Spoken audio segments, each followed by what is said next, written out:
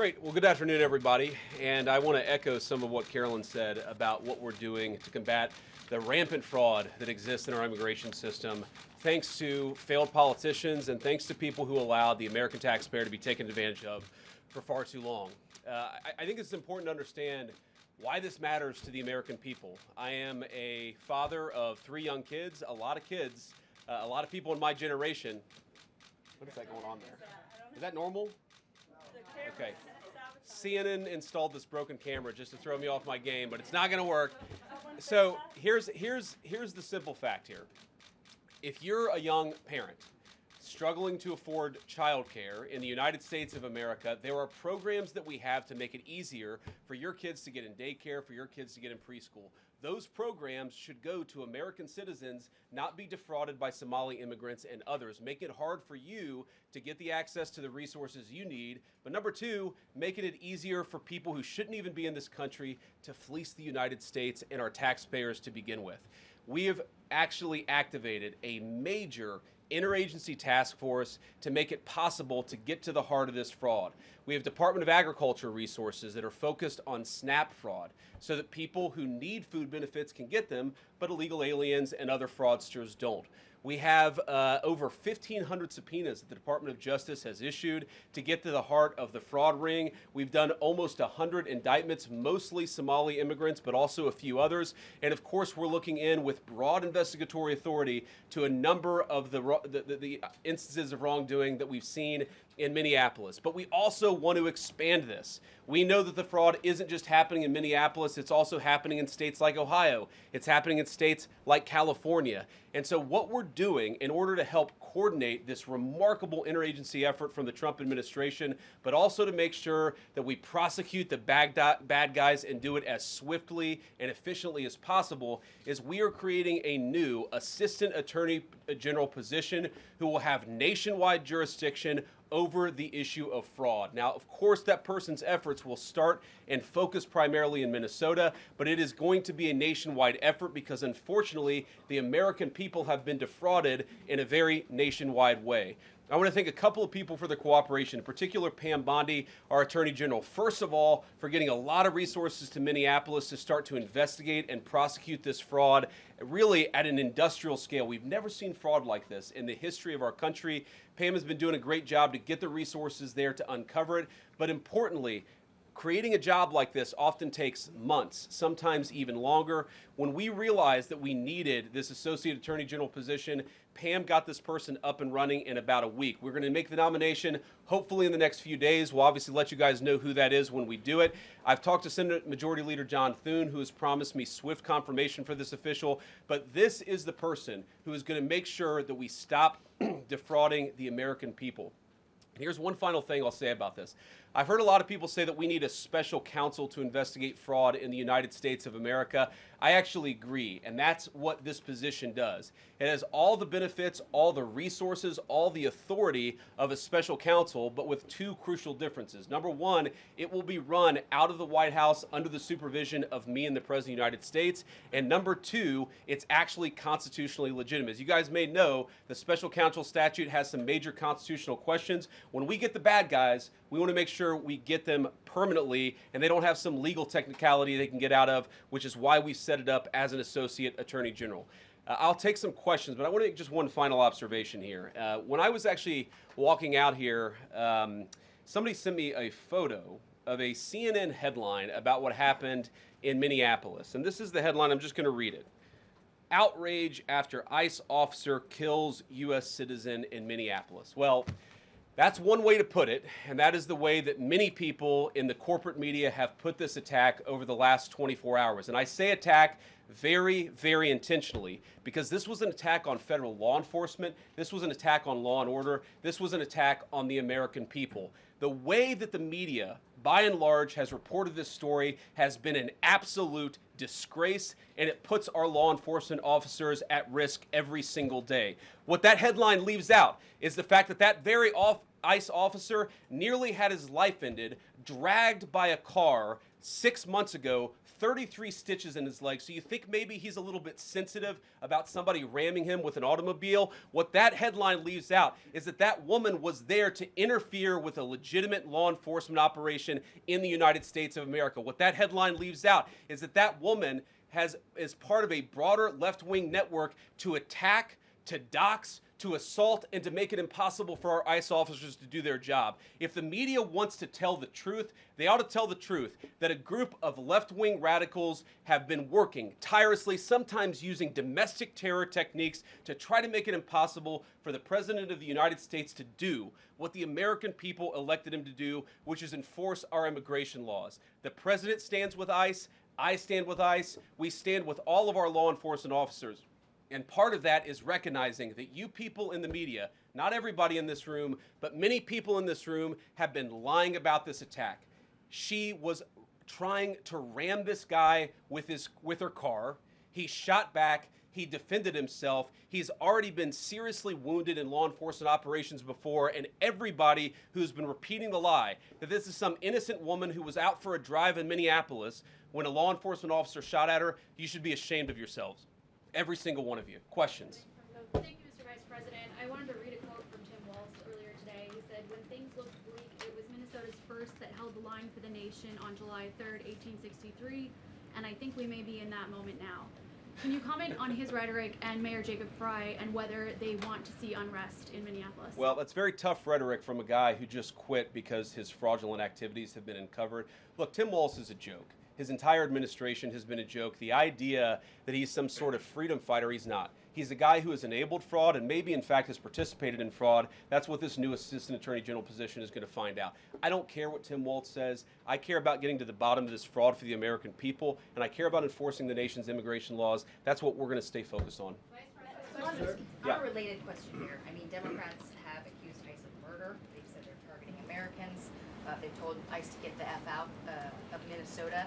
This is going to stoke the fire against ICE agents, and you're talking about ICE agents right now and being concerned about them.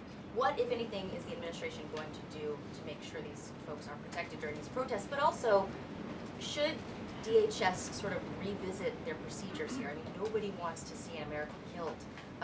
Are there changes that need to be made to make sure something like this doesn't happen again? Look, first of all, of course, nobody wants an American citizen to be killed. This is absolutely a tragedy, but it's a tragedy of the making of the far left. They have radicalized a very small segment of the population, taught them that ICE agents are engaging in wide-scale violation of people's rights. What our ICE officers are doing is deporting the millions of criminal aliens that were let in during the Biden administration. So number one, we have to say, as a matter of leadership, and I would appreciate if the Democrats would join me on this, let's be honest about the fact that we have way too many illegal aliens in this country. Our ICE officers should be supported in doing their job. You're trying to actually marshal the far left lunatic fringe to engage in doxing, to try to make it impossible for them to enforce the law, and in some cases actually to engage in acts of domestic terrorism against our law enforcement officers. When you talk about different plans, different protocols, different policies, I forget exactly how you asked the question. Here's the simple fact. What we're going to do is make it easier for the American people's administration to enforce the American people's law. And that means that Democrats have to stop rallying the mob against legitimate law enforcement operations, and that means that we are going to get tougher, and that's what this AAG position is about. We're going to get tougher at the people who are defrauding the United States by inciting violence against our law enforcement officers. That's one of the things that we're going to do. We've already started that work at the Department of Justice, but we're going to keep on doing it, and this new AAG position is going to kick that into high gear. Vice President Vance, you just suggested that this woman who was killed, Renee Good, is part of a broader left-wing network. Who do you think is behind this broader left-wing network? Well, it's one of the things we're going to have to figure out, but here's the way that I put it. When somebody throws a brick at an ICE agent, or somebody tries to run over an ICE agent, who paid for the brick? And who told protesters to show up and engage in violent activity against our law enforcement officers? You see, just with this most recent terrible incident in Minneapolis, you see friends of this woman's or other people who are eyewitnesses saying basically that she was there to engage in obstruction of a legitimate law enforcement operation. How did she get there? How did she learn about this? There's an entire network, and frankly, some of the media are participating in it, that is trying to incite violence against our law enforcement officers. It's ridiculous, it's preposterous, and part of our investigatory work is getting to the bottom of it. Who's funding it, who's supporting it, who's cheerleading it, and of course, if there's illegal activity related to that, we're going to get to the bottom of that and prosecute it where we can. Vice President, thank you for taking questions today. Is there a risk with you describing her as a deranged leftist, talking about very specific facts of these events, when an investigation is just beginning? Are you preempting a thorough investigation by drawing such conclusions? And have you received any information beyond the videos we've seen publicly about this individual, her specific acts, that has informed your point of view? Well, first of all, the Department of Justice is going to investigate this. The Department of Homeland Security is already investigating this. But the simple fact is, what you see is what you get in this case. You have a woman who is trying to obstruct a legitimate law enforcement operation. Nobody debates that. You have a woman who aimed her car at a law enforcement officer and pressed on the accelerator. Nobody debates that. I can believe that her death is a tragedy, while also recognizing that it's a tragedy of her own making and a tragedy of the far left, who has marshaled an entire movement, a lunatic fringe, against our law enforcement officers.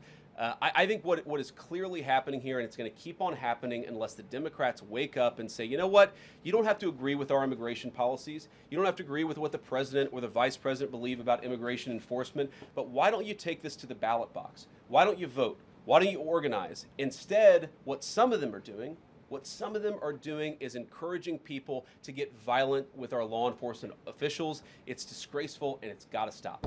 Yeah. Just to follow up on that question, and again, thank you for taking questions, Mr. Vice President. There's clearly a lot of emotion in Minnesota, across the country, over this incident. You're calling Renee Good a deranged leftist. There's been heated rhetoric that we've also heard from officials. What responsibility do you and the president have to diffuse some of the tension that we are seeing play out in Minnesota, bring down the temperature as this investigation is unfolding? What we have a responsibility to do is to protect the people who are enforcing the law and protect the country writ large. Whether you're Democrat or Republican, you deserve to have the people's laws enforced in the United States of America. Now, again, I'm not happy that this woman lost her life. I'm not happy that this woman was there at a protest violating the law by interfering with a law enforcement action. I think that we can all recognize that the best way to turn down the temperature is to tell people to take their concerns about immigration policy to the ballot box. Stop assaulting and stop inciting violence against our law enforcement officers. That's the best way to take down the temperature. And we're not going to give in to terrorism on this. And that's exactly what's happening. People trying to antagonize, to commit acts of violence. They throw bricks at them. Sometimes they shoot at them. Sometimes they dox them. Sometimes they go to their place of residence and harass their families. This is classic terrorism. And we cannot say that when a far left fringe is inciting violence against our brave law enforcement officials, that we're no longer going to enforce the law. That's rewarding the very people who are engaged in this garbage. The actual reward that they just got is a new assistant attorney general who is going to prosecute and investigate this stuff even more aggressively than before. Yeah. Thanks for taking my question. So the head of Minnesota's investigations agency says that the U.S. Attorney's Office has essentially cut off the state investigations agency's access to the investigation. What is the precedent for that, and why shouldn't the Minnesota officials on the ground have access and evidence to work on this investigation? First of all, I wish the state officials in Minnesota would investigate why you have so many people who are using their vehicles and other means to actually interfere with a legitimate law enforcement operation. The precedent here is very simple. You have a federal law enforcement official engaging in federal law enforcement action. That's a federal issue. That guy is protected by absolute immunity. He was doing his job. The idea that Tim Walz and a bunch of radicals in Minneapolis are going to go after and make this guy's life miserable because he was doing the job that he was asked to do is preposterous. The unprecedented thing is the idea that a local official can actually prosecute a federal official with absolute immunity. I've never seen anything like that. It would get tossed out by a judge. So what I'd like Minnesota to focus on is the real issue, that they're encouraging people. Minneapolis officials are encouraging people to commit violence against ICE officials. It's ridiculous. It's got to stop. Go ahead. Vice President, thank you. You said earlier that there's a left-wing network to attack, to dox, to assault, and make it impossible for ICE officers to do their job. You told my colleague just now that there's an investigation going on into that network. Yep. So if everything that you say is true, how does being part of that network justify being shot? Well, being part of the network doesn't justify being shot, but ramming an ICE officer with your car, that's what justifies being shot. It's not a good thing, by the way, but when you force somebody to engage in self-defense, it's almost a preposterous question. I'm not saying that funding some of this stuff justifies capital punishment. Nobody would suggest that. The reason this woman is dead is because she tried to ram somebody with her car and that guy acted in self-defense. That is why she lost her life, and that is the tragedy. Now, there may be other violations of the law and other penalties that are associated with those violations of the law. For example, if you are funding violence against our law enforcement officers, I'm not a prosecutor. My guess is that's not the sort of thing that earns capital punishment, but it should sure as hell earn you a few years in prison if you're funding the effort to try to assault our law enforcement officers. What is, I'm sorry guys, what's going on here? You guys are meant to report the truth. How have you let yourself become agents of propaganda of a radical fringe that's making it harder for us to enforce our laws? You just asked me a question that presumed that the reason why this woman died is because she was engaged in legitimate protest. She tried to run somebody over with her car, and the guy defended himself when that happened. Next question. The investigation is still ongoing. I said next question. Mr. Vice President, I mean, you presumably watched the video yourself. There's not the slightest doubt in your mind, having viewed it, that the victim, you still believe that she deliberately tried to ram him despite seeing this video?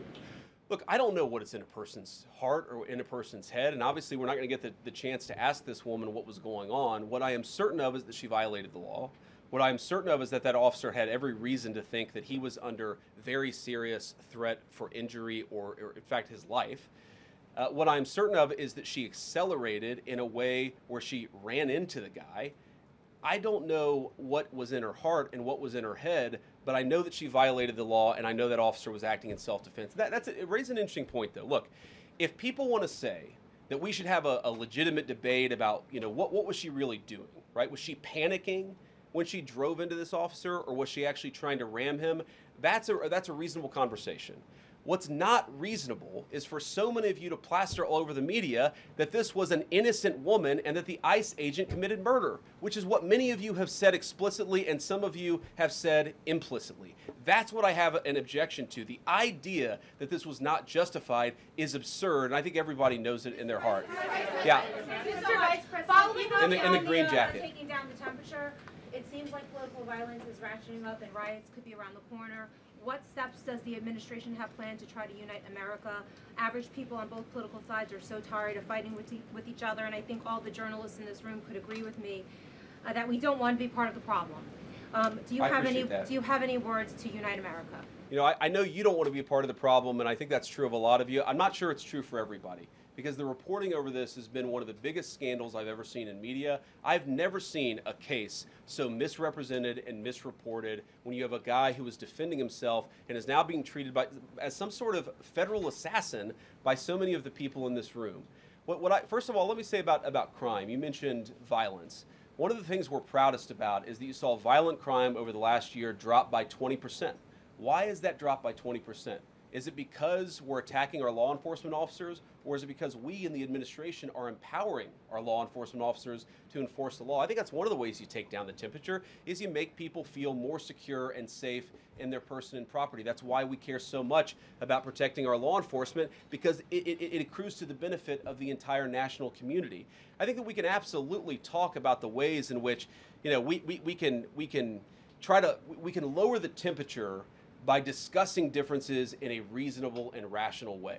Again, I'm happy to talk with any congressional Democrat or any of you about our immigration policy, about why I think it's necessary, about why I think it's in the best interest of the country, about why the President of the United States was elected to actually enforce the border for the first time in at least 4 years.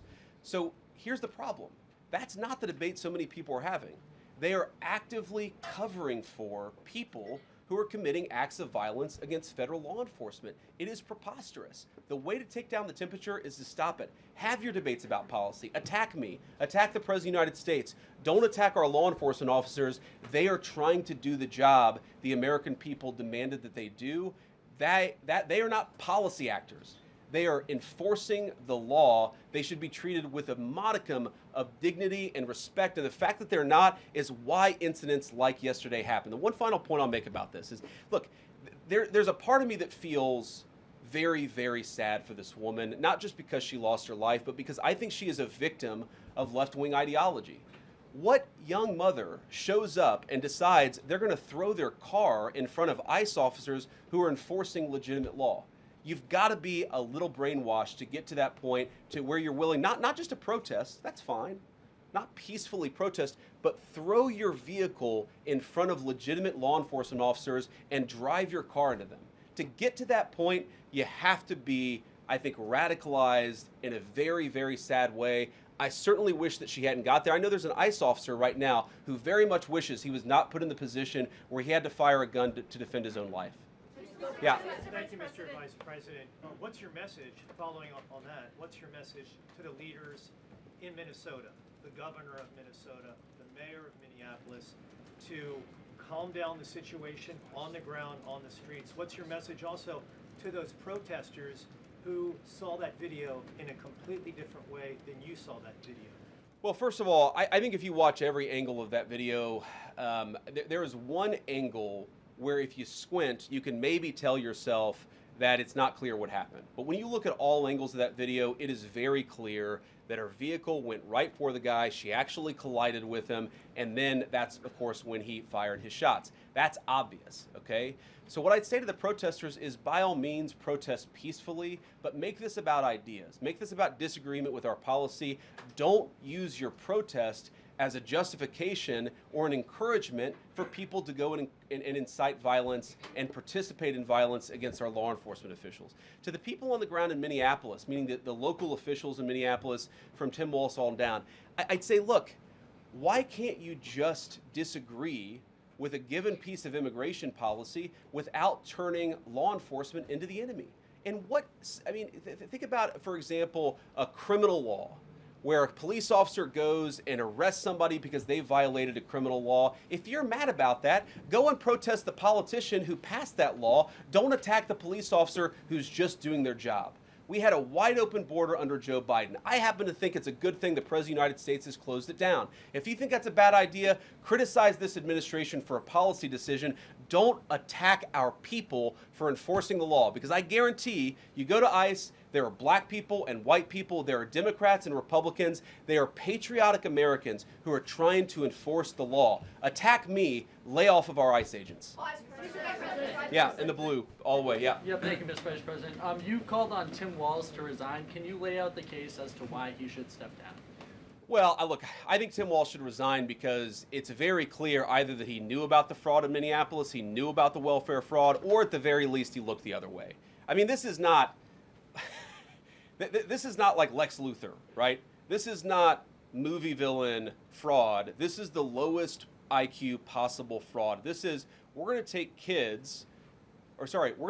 the absence of kids and set up a daycare center where there are no children, and we're going to call our early childhood education center the Quality Learning Center. By the way, if you can't spell learning, maybe you shouldn't be in early childhood education. But people got rich off of this. We know that there were schools who either had no enrollment or at least they overstated their enrollment. Tim Walz, either it was unbelievable incompetence or he was in on the fraud. That's one of the things we're going to get to the bottom of. Sir. Thank you, Mr. Vice President. Can you explain the difference between this Associate Attorney General and a special counsel? And do you envision this being a permanent position or having more of a limited scope? Well, it's going to be permanent until we get to the bottom of what's going on, so I think it's going to last for at least the remainder of the administration. What's different about it from a special counsel is, if you remember, the Jack Smith case where the special counsel was found unconstitutional, one of the big issues there is that that person was not an appointed person completely aside from all the other issues that the person was a lunatic and that the case had no merit, there was a fundamental constitutional issue, which is that he had not been appointed by the president and he had not been confirmed by the United States Senate. An assistant attorney general, what that's going to allow us to do is appoint this person, have them confirmed by the Senate. That's one difference. The more substantive difference is that this person is going to be part of a very broad interagency White House that's being led from the President of the United States on down. And that's going to give him the resources, the access to material and information to make this person more effective. I think a lot of people have asked, how are you really going to get to the heart of the fraud? We've been asking ourselves that question for the past couple of months, and we think this is the critical piece at the Department of Justice to really ramp this fraud investigation into high gear. In the red tie, yeah. Vice President Vance, I wanted to ask, what's your message to far leftist agitators who feel emboldened to obstruct ICE activity in Minnesota and around the country? Well, I think they shouldn't feel emboldened because now they have an assistant attorney general who is going to prosecute and investigate their fraud and their violence more aggressively than it has ever been investigated in the United States of America. We are doing so much to try to find the financing networks and the domestic terrorism networks that legitimate this violence, that fund this violence, and that, of course, engage in the violence. These people should not feel emboldened because they have, for the first time, maybe in American history, an administration that is not going to tolerate political violence of any kind from anywhere. Yeah. We made clear today that the entire weight of the federal government is behind these ICE agents and this ICE agent in particular. There is still a federal investigation happening on the ground. Does that mean that they are not looking into this ICE agent at all? They are just focused on the woman who was in the car? What is the investigation if the federal government has already determined that its weight is behind this ICE investigation? So what do you mean? When you say investigation, do you mean investigation of the shooting yesterday or of the fraud that's happening in Minneapolis? Yesterday. Okay, look, DHS, as I understand it, has an investigation already ongoing. I know that other organs of our government are looking at this. So yes, there's certainly an investigation that's happening right now. But as part of the broader fraud investigation, a lot of what we're doing with the Department of Justice has already started. We've got over 1,500 subpoenas. We've got people this morning, actually. We're going door to door to actually knock on some of these fraudulent care centers, these fraudulent social services organizations to get to the bottom of what's going on there. So the investigation in some ways has already been ramping up into the anti-fraud element for at least a few weeks. What we're trying to do is supercharge it and make sure there's a designated person within the Department of Justice who completely controls that particular focus. Yeah. Just to follow up on that, Mr. Vice President, on the agent, is he still on duty or has he been placed on leave, on administrative leave? And what really was the target of the operation on Wednesday? Of the ICE operation on Wednesday? Well, first of all, it was a legitimate law enforcement operation. We were going door to door to try to find criminal illegal aliens and deport them from the United States of America, because if you come to our country illegally in violation of our immigration laws, then we have the mandate, and in fact we have the legal duty to enforce those immigration laws. Whether he's been placed on administrative leave, I don't know the answer to that question. I'd refer it to the Department of Homeland Security and they can follow up. I will say, look, I would appreciate everybody saying a prayer for that agent. Look, in the past 6 months, he has been hit twice by a motor vehicle. One time, the first time, it led to over 30 stitches and very serious injuries to his legs. This is a guy who's actually done a very, very important job for the United States of America. He's been assaulted, he's been attacked, he's been injured because of it. He deserves a debt of gratitude, and I think the media prejudging and talking about this guy as if he's a murderer is one of the most disgraceful things I've ever seen from the American media. Yeah. Vice President, what is your specific role in the future of Venezuela? And I'm wondering, could you confirm reports that the Director of National Intelligence, Tulsi Gabbard, was kept out of the planning for the operations because of her past concerns about military involvement in Venezuela? So I've heard a couple of things. One, that I was kept out of the planning for the Venezuela operation, that's false. And another, that Tulsi was kept out of the planning for Venezuela operations, that's completely false. Look, we're all part of the same team. And one of the things that is really amazing about that operation is that we kept it very tight to the senior cabinet level officials and related officials in our government. And we kept this operation secret for a very long time. I'm very proud of that. I think it suggests that the team works very well together. Well, looking ahead, what is my role? Look, my role is going to be whatever the president asks me to do. Well, every single, or I should say every other day, I'm chairing the meeting that we do on this among White House principals to talk about next steps to try to ensure that Venezuela is stable, and as the president has directed us to do, to ensure that the new Venezuelan government actually listens to the United States and does what the United States needs it to do under our country's best interest. So I'm going to be as involved as the president wants me to be. So far, that's been very involved, and I'll keep on doing that so long as the president asks me to do it. In the purple. Yes. Even Mr. beyond the war powers Sorry, resolution. we'll go purple, and then we'll go pink or whatever that is in front. Royal purple, and then beige. All right. Okay. Are there any indications, you talked about the network, are there any indications that the lady who was shot, I know there are different reports from there, her wife said they were new to the area. Are there any indications she may have been a paid agitator, and maybe that there are others that were brought to the area, considering everything that's going on in Minneapolis? I wouldn't say that she was paid. I don't have the evidence to say that one way or the other. What I do know is that she was violating the law. And if you just look at the eyewitness accounts, they were saying she was there to prevent the enforcement of the law. She was trying to obstruct a legitimate law enforcement operation. That much is obviously clear. The rest of it, of course, is part of the reason why we investigate this stuff. Yeah. Mr. Vice President, even beyond the war powers resolution today, Congress has bucked President Trump on issues like tariffs. Are you concerned that President Trump is losing his grip on Republicans in the Congress, and what are you going to do about it? No, I'm not concerned at all. First of all, we talked to some of the senators who were going to vote the wrong way, in my view, on this resolution today. Much of their argument was based more on a legal technicality than any disagreement in policy. If you look at the people who actually voted, every single one of them have supported the administration's plan. Second of all, as the president, I believe himself has already said, every president, Democrat or Republican, believes the War Powers Act is fundamentally a fake and unconstitutional law. It's not going to change anything about how we conduct foreign policy over the next couple of weeks, the next couple of months, and that'll continue to be how we approach things. Go ahead. So we are seeing, regarding Iran, we are seeing the protests in Iran these days. The cities are begging for help from the U.S. and Israel, naming streets in the city after President Trump. It seems there is an opportunity here that may not come again. Will the United States stand by the citizens of Iran? And if Israel decides to strike again the nuclear sites in Iran, is the U.S. expected to take part? Well, look, we certainly stand by anybody who's engaged in peaceful protest, anybody who's trying to exert their rights for free association and to have their voices heard.